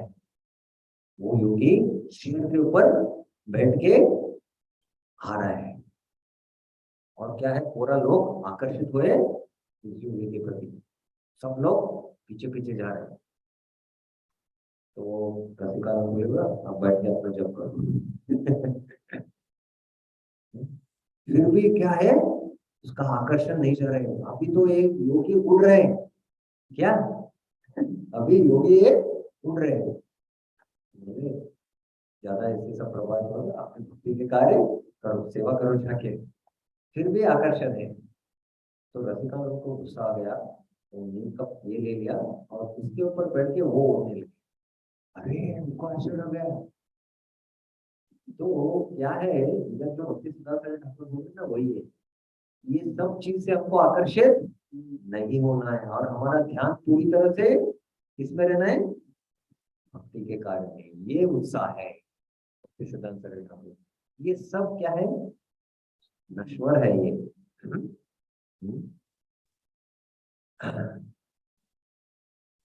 मनुष्य को इन अस्थायी कार्यकलापों में पूर्णतया उदासीन होना चाहिए।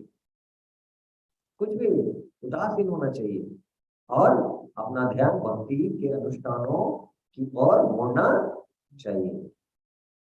तो आपको पता है बहुत साल पहले गणपति दूध पीने लगे, हर जगह क्या है, हाँ? सब लोग कर रहे थे वो, और क्या सबका ध्यान उसमें ही था। तो एक इस्कॉन मंदिर में प्रवेश करते वक्त ऊपर क्या है, एक गणपति का मूर्ति था। वो एक अलग दृष्टिकोण से रखते हैं, क्योंकि वो विघ्न विनाशक है, क्योंकि वो नरसिंह देव के ऊपर ध्यान करते हैं। तो एक भक्त क्या है, उधर प्रयास कर रहे थे कि क्या गणपति इधर दूध पी रहे। तो सन्यासी आके देखे क्या कर रहे भाई तुम। प्रभु जी महाराज सब लोग बोल रहे कि गणेश दूध पी रहे हैं। तो उन्होंने बहुत गंभीरता से पूछा, क्या आपको विश्वास नहीं कि राधा कृष्ण का रोल बहुत स्वीकार नहीं करते क्या? हाँ? क्योंकि कृष्ण क्या बोलते हैं गीता में, पत्रम पुष्पम फलम तो यो में भक्त्या प्रयश तद हम अश्नामी, मैं खाता हूँ। तो विश्वास है क्या नहीं आपको वो? तो वो ढावड़ा होकर डर गया। तो इसके लिए हमको ऐसे कार्यकलापों से क्या है, विचलित नहीं होना चाहिए, और हमको हमारा ध्यान किस में रहना चाहिए, भक्ति के कार्य। ये उत्साह का परिभाषा है स्पष्ट हो गया ये। हाँ? भगवद गीता के अनुसार या निशा सर्वभूतानां अस्यां जागृति संयमी यस्यां जागृति भूतानि सा निशा पश्यतो मुने।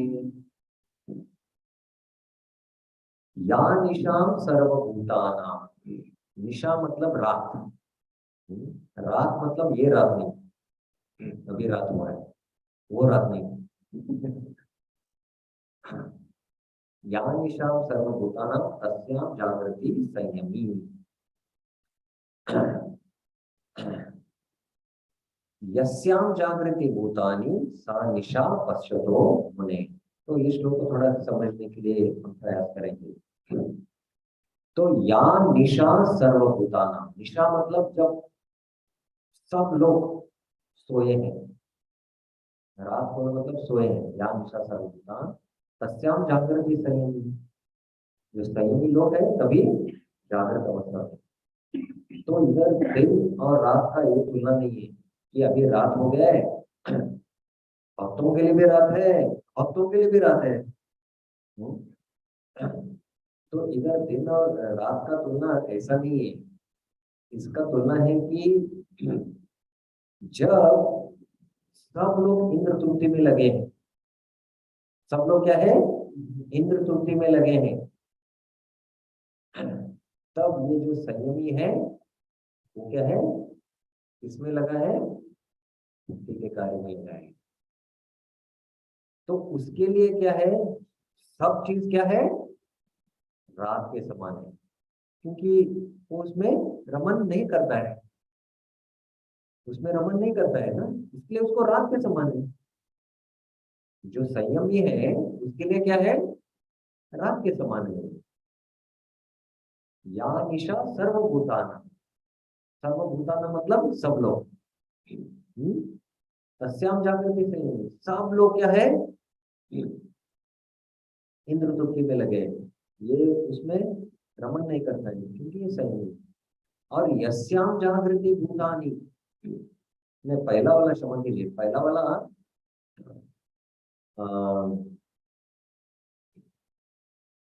जब ये व्यक्ति भक्ति के कार्य कर रहे हैं तो सब लोग क्या है, वो लोग इसमें रस नहीं लेते, वो सोए हैं, क्योंकि वो इंद्र तुल्ति में लगे हैं, उसमें वो जागृत रहते हैं। जब सब लोग क्या है, इंद्र तुल्ति में लगे रहते हैं, तभी सा निशा पश्यतो मुनि, उसके लिए क्या है, वो रात के समान है, वो जो मुनि है। तो दिन और रात, ये दिन और रात नहीं है, दोनों के लिए दिन और रात है, लेकिन दिन और रात मतलब जो भौतिक व्यक्ति है, इंद्र तृप्ति मतलब वो जागृत हो जाता है और उसमें लग जाता है। ऐसे वो व्यक्ति जो इंद्र तृप्ति में लगा है, इंद्र विषय में, लेकिन जो संयमी है वो क्या है, वो जागृत किस में रहता है, भक्ति में रहता है। ऐसे अंतर है। तो भक्ति सिद्धांत सरस्वती ठाकुर का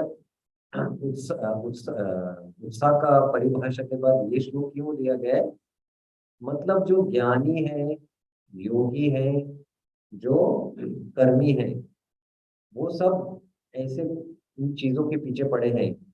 इसमें क्या है, भक्त कोई उत्साह नहीं दिखाता है और पूरा उसका ध्यान किस में रहता है, भक्ति में रहता है। इसलिए ये श्लोक को उल्लेख किया जा रहा है। ये श्लोक क्यों उल्लेख किया जा रहा है, किस कारण, क्या है इसका कनेक्शन, हमको बहुत साल तक समझ नहीं पा रहे थे। तो इसलिए ये कनेक्शन है इसका। ये सब कार्यकलाप जो है ना, जो वर्णन था पिछले परिचय में, वो क्या है, उसके लिए कुछ मायने नहीं रखता है, इसलिए ध्यान नहीं देता है। लेकिन ये भक्त रसिकानंद का भक्त क्या है, बहुत शेर के ऊपर आ रहे हैं उसमें बहुत उत्साह दिखा रहा था।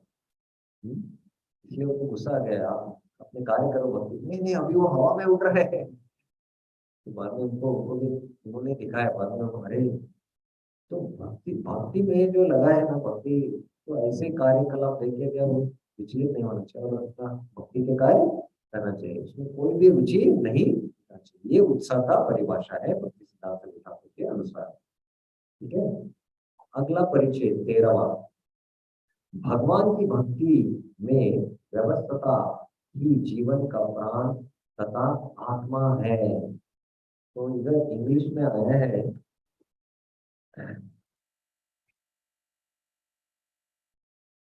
engagement in devotional service to the Lord is the life and soul of the living entity.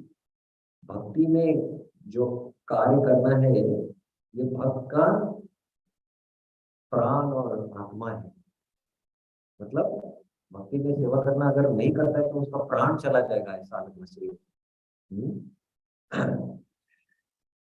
यही यही वांछित लक्ष्य है और मनुष्य को जीवन की परम सिद्धि है। मनुष्य को इस विषय में विश्वास भी होना चाहिए और उसे यह विश्वास भी रखना चाहिए कि भक्ति के अतिरिक्त सारे कार्यकलाप तथा मानसिक तर्क, सकाम कर्म या यौगिक प्रयास कभी कोई स्थिति लाभ देने वाले नहीं। तो यहां तक जो है ये निश्चय का परिभाषा है।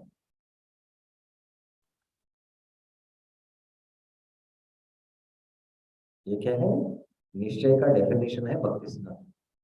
हमको ये निश्चय होना चाहिए, क्या है, भक्ति मेरा प्राण है, भक्ति में सेवा करना, और अन्य कोई मार्ग में कुछ लाभ नहीं है। भक्ति के मार्ग पर पूर्ण विश्वास से वांछित लक्ष्य प्राप्त किया जा सकता है, किंतु अन्य मार्गों का अनुसरण करने से प्रयास से मनुष्य केवल परेशान ही होगा। इसलिए आए ना शब्द चैतन्य चरितामृत में, कृष्ण भक्त अतएव शांत, मुक्ति मुक्ति मुक्ति सिद्धि कामी सकले अशांत। अगर आप मुक्ति के मार्ग में जा रहे हैं, मुक्ति के मार्ग मतलब कर्म मार्ग में जाएंगे तो भी आप अशांति रहेंगे, मुक्ति के मार्ग में भी जाएंगे तो भी अशांति रहेंगे, और सिद्धि भी, जो योगी लोग सिद्धि चाहते हैं वो भी मार्ग में जाएंगे तो भी अशांत रहेंगे। मेरे को शांति सिर्फ क्या है, कृष्ण भक्ति से ही मिलेगा। ये निश्चय, ये निश्चय, ये ऐसा हमको निश्चय रहना चाहिए।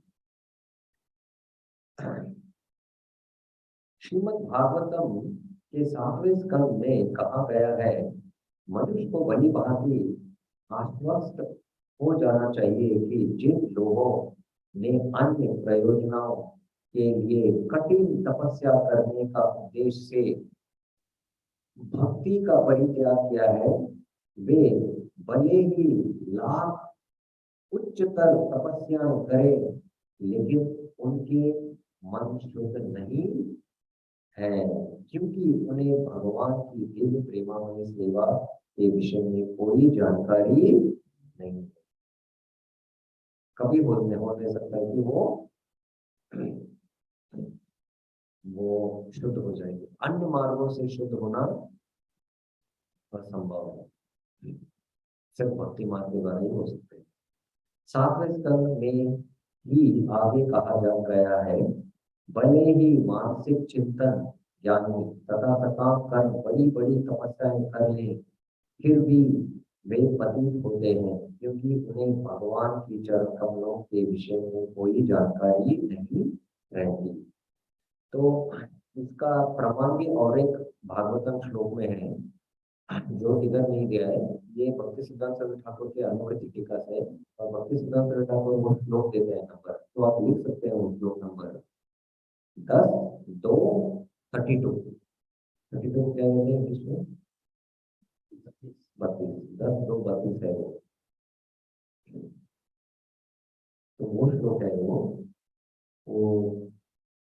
हम जानते हैं कौन से कारण से वो जैसे वो ये श्लोक है, ये अन्य अरविंदाक्षम उत्तमानिनस त्वयि अस्त भाव अविशुद्ध बुद्धये आरूढ़ परम पदम तथा पतंति अधो अनाकृत विस्मद आंग्रय।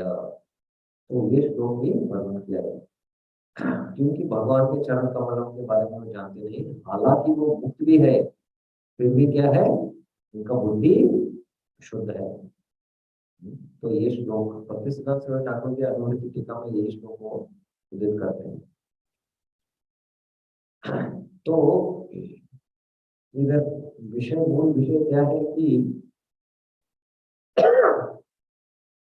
वो शुद्ध नहीं हो सकते अन्य मार्गों से या अन्य तपस्याओं से, और वो पतित ही रहेंगे, क्योंकि भगवान के चरण कमल के विषय के बारे में वो नहीं जानते, उन्होंने उनका चरण कमल का आश्रय नहीं लिया। किंतु भगवत भक्तों का कभी पतन नहीं होता। देखिए कितना आश्वासन दे रहे हैं। भगवत गीता में पूर्ण पुरुषोत्तम भगवान अर्जुन को आश्वस्त करते हैं, कौन्तेय प्रतिजानी न मे भक्त प्रणश्यति। अभी अर्जुन ने ये क्या है घोषणा किया है, अगर कृष्ण घोषणा करते तो हमको थोड़ा डाउट हो सकता था, है क्या नहीं, लेकिन अर्जुन ने घोषणा किया तो कृष्ण को प्रतिज्ञा को, वो भक्त की प्रतिज्ञा को तोड़ नहीं पाते, लेकिन खुद का प्रतिज्ञा एक बार तोड़ते हैं। तो इसलिए क्योंकि अर्जुन ने घोषणा किया है, हम आश्वस्त रह सकते हैं कि भक्त का पतन कभी नहीं होता।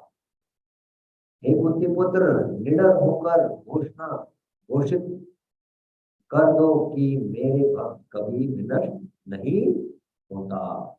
पुनः भगवत गीता में कृष्ण कहते हैं, नेहा विक्रम नाशोस्ति प्रत्यवायो न विद्यते स्वल्पमपस्य धर्मस्य त्रायतो महतो भया। ये भी एक बहुत प्रसिद्ध श्लोक है, त्रायतो महतो भया। तो वही हमको आश्वासन देने के लिए देखिए भक्ति सिद्धांत ठाकुर के शब्द बहुत ही भक्तिमय सेवा इतनी विशुद्ध तथा पूर्ण होती है कि एक बार प्रारंभ हो जाने पर मनुष्य चरम सफलता की ओर बलपूर्वक खींचता चला जाता है। देखिए और भी इसको शब्दों को आप थोड़ा मार्क करके इसके ऊपर ध्यान दीजिए, बहुत ही सुंदर प्रभुपाद ने भक्ति सिद्धांत ठाकुर के अनुकृति से ये वर्णन किया है।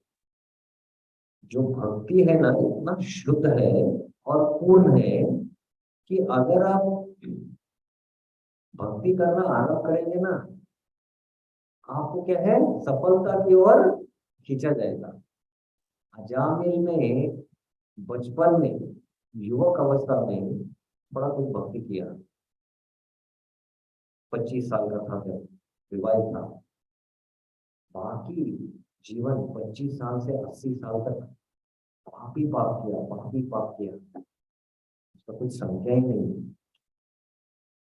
फिर भी भगवान क्या है उनका जो शब्द है कौटे प्रति जानी नमय भक्त प्रनिष्ठि, उसको रखा उन्होंने। अंत समय में, मृत्यु के समय उसने उनका पुत्र को बुलाया, भगवान को नहीं बुलाया, फिर भी भगवान ने विष्णु दूत को भेजा। तो उसने जब क्या 25 साल की उम्र में तभी भक्ति किया थोड़ा, लेकिन भक्ति इतना शुद्ध है कि अंतगत वो इनको सफलता की ओर वो खींच के लेके गए। देखिए ये भक्ति का महिमा है।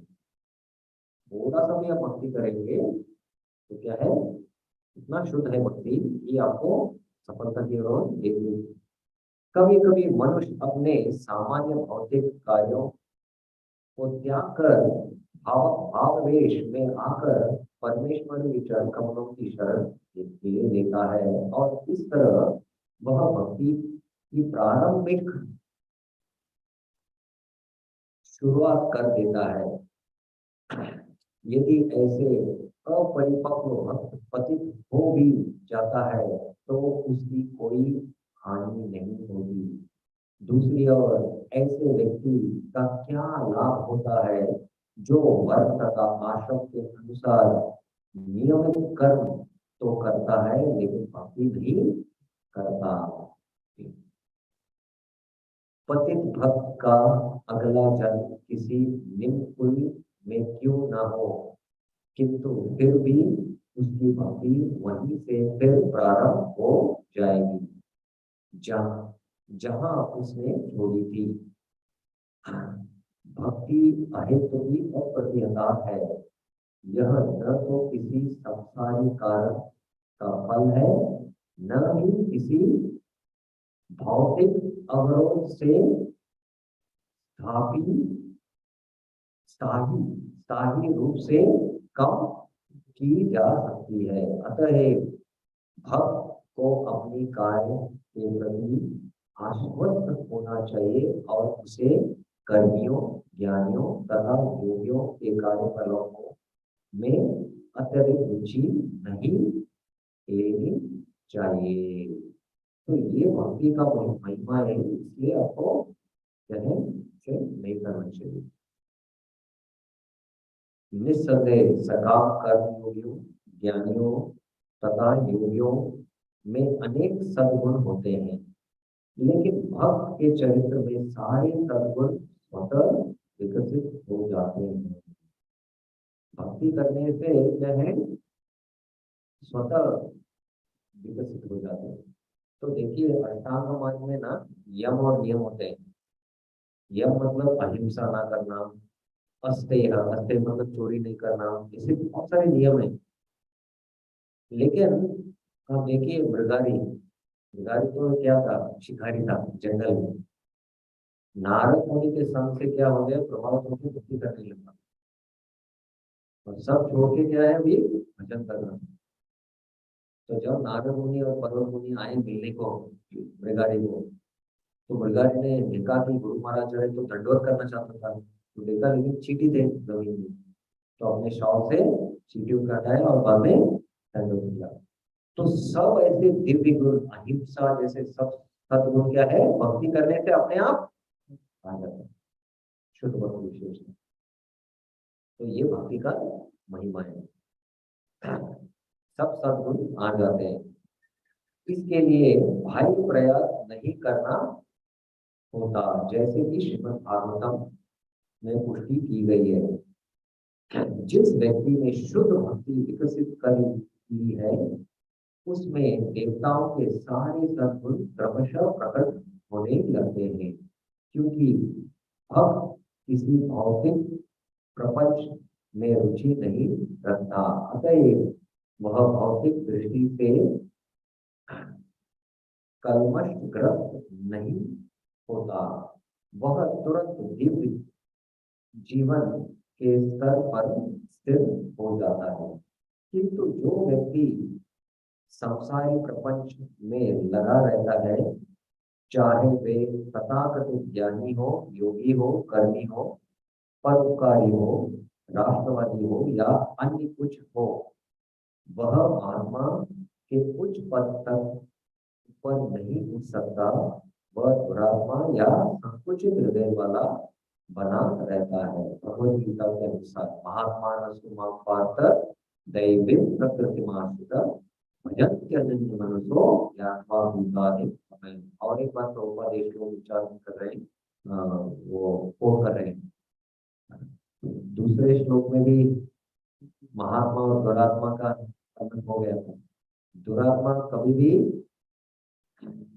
या तो स्वयं का इंद्र तृप्ति या विस्तीर्ण इंद्र तृप्ति करता है, लेकिन महात्मा मतलब जो कृष्ण के इंद्रियों को तृप्त करता है, वही भक्ति है। देखिए एक भक्ति का परिभाषा बहुत सरल है। इंद्र तृप्ति का परिभाषा क्या है बोलिए आप? इंद्र तृप्ति का परिभाषा बोलिए क्या है?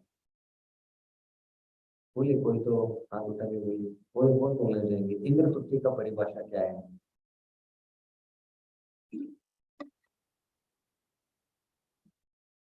इंद्र तृप्ति का परिभाषा क्या है भाई? बहुत सरल है। अनेक करोड़ों करोड़ों हमसे कर रहे हैं, नहीं हमको क्या है इंद्र तृप्ति का परिभाषा?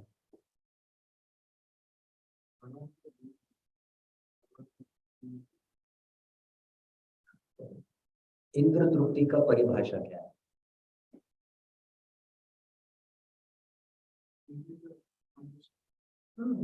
इंद्रिय और इंद्रिय के विषय में आनंद लेना, ये इंद्र तृप्ति है। और भक्ति मतलब क्या है? इंद्रियों को अभी इंद्रिय के वस्तु में नहीं लगाना है, कृष्ण में लगाना है, कृष्ण के संतुष्टि के लिए। अभी इंद्रिय क्या है? हम हमारे संतुष्टि के लिए इंद्र विषय में लगा रहे हैं। तो वही इंद्र विषय क्या है? अभी हमको कृष्ण को कृष्ण के विषय में लगाना है, तो यही भक्ति है। तो यही सरल इधर बताया जा रहा है कि महात्मा मतलब क्या है? वो कृष्ण के इंद्रियों को तृप्त करता है। हम क्या करते हैं? हमारे इंद्रियों को तृप्त करते हैं, इसलिए इंद्र तृप्ति कहता है, सेंस ग्रेटिफिकेशन। लेकिन भक्ति मतलब भगवान के इंद्रियों को तृप्त करना, यही अंतर है बस। हमारे इंद्रियों को तृप्त करने के बजाय हमको कृष्ण के इंद्रियों को तृप्त करना है। इतना करेंगे तो बाद में हम परिपूर्ण हो जाएंगे, लेकिन आसान नहीं है थोड़ा। अभी अंतिम जो परिच्छेद है वो निष्कर्ष, क्योंकि सारे भगवत भक्त उनकी परम शक्ति के संरक्षण में रहते हैं, अतः उन्हें भक्तिमय सेवा के मार्ग से विचलित होकर कर्मी, ज्ञानी या योगियों के पद को ग्रहण नहीं करना चाहिए। यह उत्साह, निश्चय, धैर्य, तत्व कर्म समझना अर्थात धैर्य तथा विश्वास के साथ भक्ति के नियमित कार्यों को उत्साह पूर्वक संपन्न करना कहलाता है। इस प्रकार मनुष्य बिना व्यवधान से भक्ति में प्रगति कर सकता है। तो ये समाप्त होता है तीसरा श्लोक, भक्ति अनुकूल क्षण गुण। उत्साह, निश्चय, धैर्य, तत्व कर्म प्रवर्तन, संगति, आकाश, भक्ति। किसी का टीका है, टिप्पणी है या प्रश्न है इसके बारे में? हमको बारंबार प्रभुपाद के तात्पर्य पढ़ना चाहिए। हर बार हम जब पढ़ेंगे ना, हमको नया नया लगेगा, नए नए कुछ साक्षात्कार आपको आएंगे इस विषय में। इस विषय में कुछ कुछ प्रश्न है आपके इसके बारे में?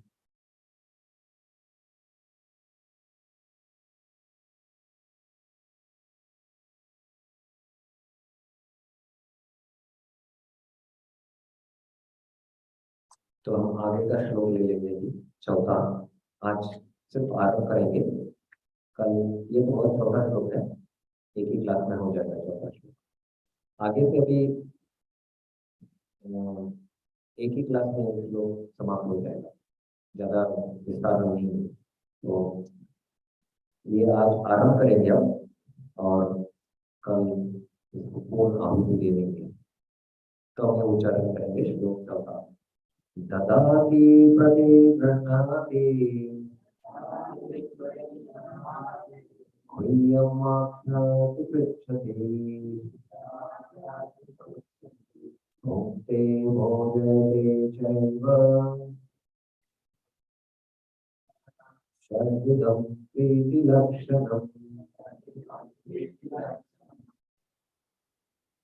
ददाति दान देता है, प्रतिगृह्णाति बदले में स्वीकार करता है, गुह्यम गोपनीय विषय आख्याति बताता है, पृच्छति पूछता है, भोक्ते खाता है, भोजते खिलाता है, छ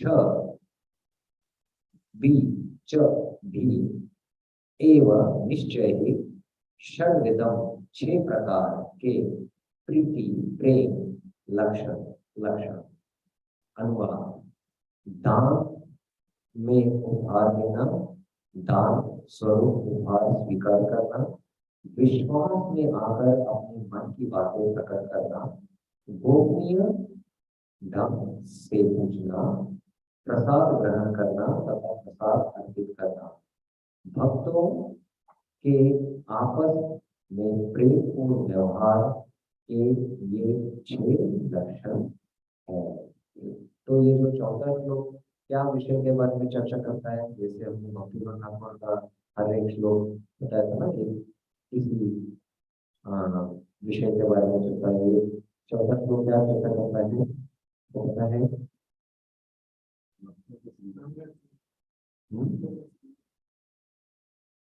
नहीं, ये श्लोक क्या बताता है,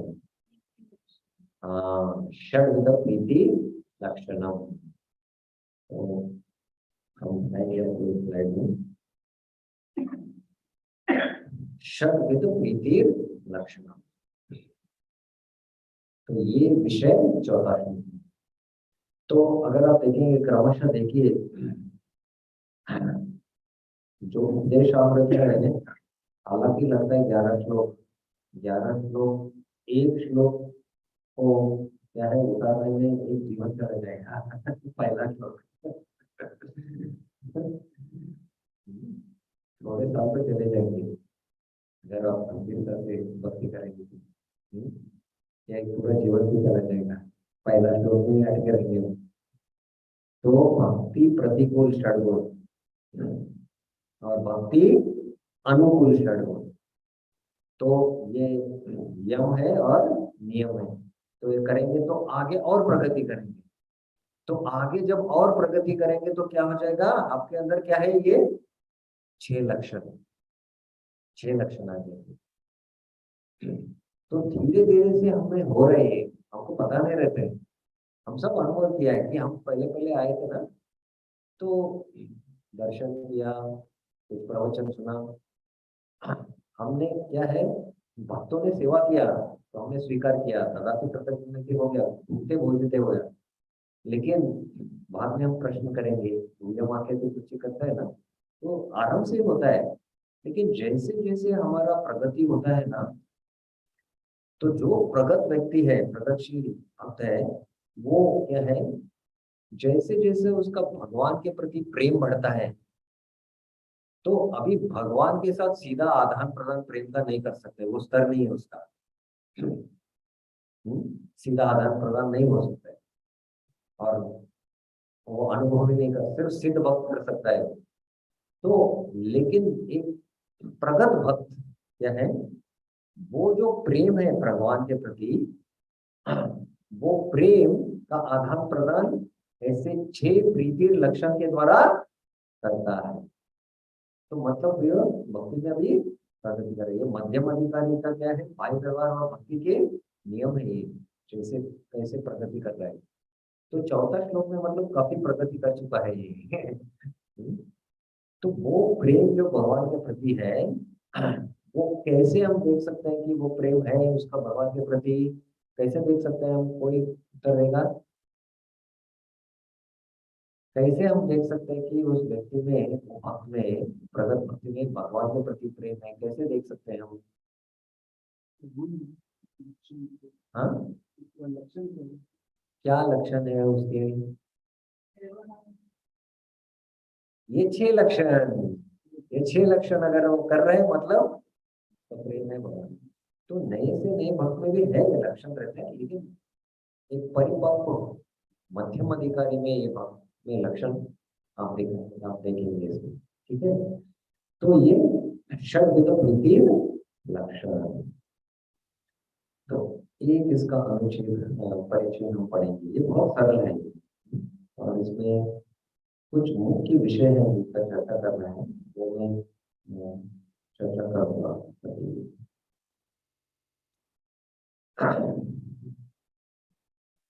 तो ये 6 चीजें पहले आपको याद रखना है। ददाति प्रतिगृह्णाति, ददाति मतलब दान देना और दान स्वीकार करना, दोनों भी होना चाहिए। देखिए जब प्रेम रहता है ना, दोनों तरफ से होता है, एक तरफ से नहीं हो सकता है। आप दान देंगे और स्वीकार नहीं करेंगे तो क्या करेंगे बाद में? तो दोनों भी है, दान देना और स्वीकार। गुह्यम आख्याति, गुह्यम आख्याति मतलब वर्णन करना, चिंतन करना, प्रश्न करना। पृच्छति मतलब बाद में हम प्रश्न करना। भोक्ते, भोक्ते मतलब भोजन स्वीकार करना, तो भोजन को भोजन परोसना चाहिए। तो दोनों ये 6 चीज हो जाता है। तो प्रभुपाद अपना तात्पर्य आरंभ करते हैं वर्णन करना ये 6 प्रीति के लक्षणों का बड़ा संक्षिप्त में वर्णन करते हैं। पहले परिचित इस श्लोक में श्री रूप गोस्वामी यह बतलाते हैं कि किस प्रकार अन्य भक्तों की संगति में भक्ति के कार्य को करना चाहिए।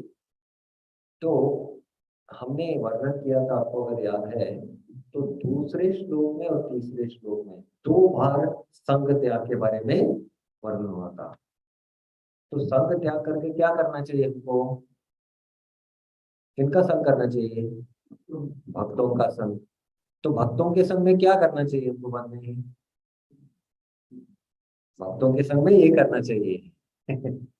तो ये श्लोक में क्या है कि भक्तों के संग में क्या करना चाहिए? ये 6 प्रीति के लक्षण करना चाहिए। तो ये वर्णन नहीं कर, ये कार्य 6 प्रकार के होते हैं। भक्तों को दान देना, बदले में भक्तगण जो अर्पित करे उसे स्वीकार करना, भक्तों से अपने मन की बात बताना, इसको गुह्यम आख्याति बोलते हैं, उससे भगवान की गुह्य सेवा के विषय में प्रश्न पूछना, भक्तों द्वारा दिए गए प्रसाद का सम्मान करना तथा भक्तों को प्रसाद खिलाना। इस तरह एक अनुभवी भक्त सिखाता है और अनुभवहीन भक्त उसे सीखता है। तो ये आप मान कर लीजिए।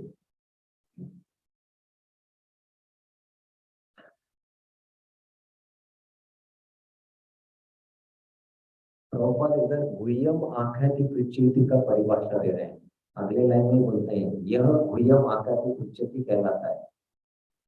गुह्यम आख्याति प्रचिति मतलब क्या? एक अनुभवी भक्त होता है, जो अनुभवी नहीं है वो सीखता है। तो इसको गुह्यम आख्याति प्रचिति, इसका परिभाषा बहुत सुंदर परिभाषा प्रभुपाद देते हैं।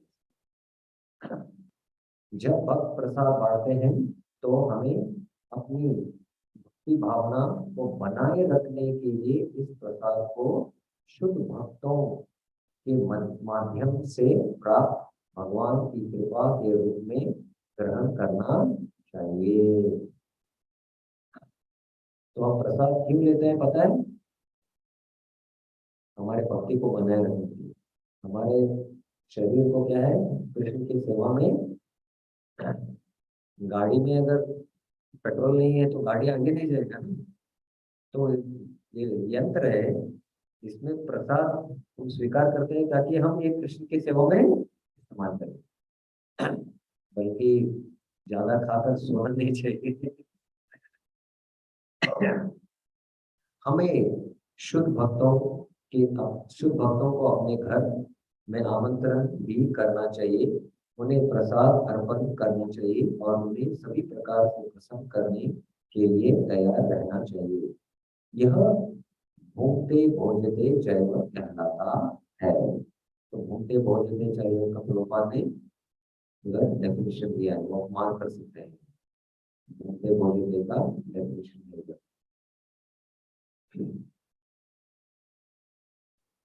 ये पूरा जो है भुंक्ते। तो ये जो षड्विध प्रीति लक्षणम है ना, ये एक सर्वव्यापी सिद्धांत है, यूनिवर्सल प्रिंसिपल है। और प्रॉपर इसके बारे में अभी आगे के परिचय में चर्चा करते हैं। ऐसा नहीं कि बाहर की दुनिया में भी यही है। तो लेकिन इधर क्या है, कृष्ण केंद्र में वो भी करते हैं, लेकिन उसमें क्या है, इंद्र पूर्ति रहता है, हमारा स्वार्थ रहता है, इसलिए। लेकिन सिद्धांत प्रिंसिपल एक ही है। प्रॉपर ये समझाते हैं अगले परिचय में। यहाँ तक कि सामान्य सामाजिक कार्यकलापों में भी दो प्रेमी मित्र के बीच में ये 6 प्रकार के आचार परम आवश्यक है। उदाहरणार्थ, जब कोई व्यापारी दूसरे व्यापारी से संपर्क स्थापित करना चाहता है तो वह किसी होटल में भोज का आयोजन करता है और उस भोज में वह खुलकर यह अभिव्यक्त करता है कि वह क्या करना चाहता है। तब वह अपने व्यापारी मित्र से पूछता है कि मैं क्या करूं, और कभी कभी भेंटों का आदान प्रदान भी होता है। इस प्रकार जब भी प्रीति का व्यवहार होता है तो यह 6 कार्य किए जाते हैं। पिछले श्लोक में श्री रूप गोस्वामी ने उपदेश दिया था कि मनुष्य को संसारी संगति छोड़कर भक्तों की संगति करनी चाहिए। संग ज्ञाता सतगुरु प्रत्यय। अंतरराष्ट्रीय कृष्ण भावना में संघ की स्थापना भक्तों के बीच इन 6 प्रकार के प्रेम के आदान प्रदान की सुविधा के लिए की गई है। देखिए प्रभुपाद की समस्या है, अंतरराष्ट्रीय भावना में क्यों स्थापित किया प्रभुपाद ने? 6 प्रकार के आदान प्रदान, ये अंतरराष्ट्रीय कृष्ण भावना में प्रभुपाद ने इसलिए स्थापित किया। तो इधर भक्तों के संग में क्या करना चाहिए, इधर इधर आ गया। देखिए 6 प्रकार के आदान प्रदान। यह संघ केवल एक व्यक्ति द्वारा शुरू किया गया था, किंतु क्योंकि लोग इसमें भाग ले रहे थे तथा आदान प्रदान नीति का आचरण कर रहे थे, अतः यह संघ सारे विश्व में फैल रहा है। हमें प्रसन्नता है कि लोग संघ के कार्यकलापों के विकास हेतु उदार होकर दान दे रहे हैं और बदले में हम कृष्ण भावना विषय के संबंधित जो भी पुस्तकें तथा पत्रिकाएं दे पाते हैं उन्हें वे उत्सुकता पूर्वक ग्रहण कर रहे हैं। कभी कभी हम हमारे कृष्ण उत्सवों का आयोजन करते हैं और आजीवन सदस्य तथा मित्रों को इन उत्सवों में सम्मिलित होकर प्रसाद ग्रहण करने के लिए आमंत्रित करते हैं। यद्यपि हमारे अधिकांश सदस्य समाज के उच्चतर स्तर के होते हैं, तो भी वे हमारे पास आते हैं और उन्हें हम जो भी थोड़ा थोड़ा बहुत प्रसाद दे पाते हैं उसे वह ग्रहण करते हैं। कभी कभी हमारे सदस्य तथा समर्थक अत्यधिक गोपनीय ढंग से भक्ति संपन्न करने की विधियों के विषय में पूछताछ करते हैं, तो हम उन्हें समझाने का प्रयत्न करते हैं। इस प्रकार हमारा सब सारे विश्व में सफलतापूर्वक फैल रहा है और सारे देशों का बुद्धिजीवी वर्ग क्रमशः हमारी कृष्ण भावना भावित कार्यकलापों की प्रशंसा करने लगा है। देखिए ये 6 तरह के आधार प्रदान करते हैं। प्रभुपाद इधर स्पष्ट बोल रहे हैं कि सिर्फ ये 6 प्रकार के आदान प्रदान करने से पूरा विश्व में उन्होंने आंदोलन फैलाया है, पूरा विश्व। अतएव लोगों को इस इस्कॉन के भक्तों के से संगति करने का अवसर प्रदान किया जाना चाहिए, क्योंकि ऊपर जिन 6 विधियों का वर्णन किया गया है उन्हीं के आदान प्रदान मात्र से सामान्य व्यक्ति अपनी सुप्त कृष्ण भावनामृत को पूर्णतया जागृत कर सकता है। देखिए, ये 6 आदान प्रदान के द्वारा क्या है, हम पूरी तरह से हमारा जो सुप्त कृष्ण भावनामृत है पूरी तरह से जागृत हो सकता है। एक ऐसा आदान प्रदान प्रॉपर ने उनके शिष्य का किया है ना, एक ही बार मिले रहेंगे प्रॉपर किसी को, बस उनका पूरा भक्तिमय जीवन बना के उन्होंने परिपूर्णता प्राप्त किया है। एक ऐसा आदान प्रदान भी काफी है, लेकिन प्रामाणिक रहना चाहिए और प्रेम पूर्वक ही रहना चाहिए। एक आदान प्रदान भी काफी है, एक आदान प्रदान काफी है। और एक ऐसा आदान प्रदान किसी व्यक्ति के साथ करेंगे आप तो वो भक्ति में लग सकता है। तो ये बहुत महत्वपूर्ण है प्रभुपाद के हिसाब से। भगवत गीता 2.62 में कहा गया है, संगात संजायते काम। तो संगात संजायते काम, काम क्रोध अभिजायते हैं। ये अलग दिशा में क्या है, कैसे बुद्धि का नाश होता है ये, लेकिन प्रॉपर ये श्लोक उल्लेख करते हैं कि ये संगात संजय के काम ये सकारात्मक दृष्टि से कैसे कि संघ को देखे हमको भी कामना होता है कि चलो मैं भी भक्त बनूंगा, मैं भी भक्ति में लगूंगा। तो ऐसे कैसे हो सकता है करके वर्णन कर रहे हैं। मनुष्य जैसे संगति करता है उसी के अनुसार उसकी इच्छाएं तथा महत्वाकांक्षाएं विकसित होंगी। प्राय कहा जाता है कि मनुष्य की पहचान उसकी संगति से ही की जाती है, और यदि सामान्य व्यक्ति भक्तों की संगति करता है तो वह निश्चय ही अपने सुप्त कृष्ण भावनामृत को विकसित करेगा।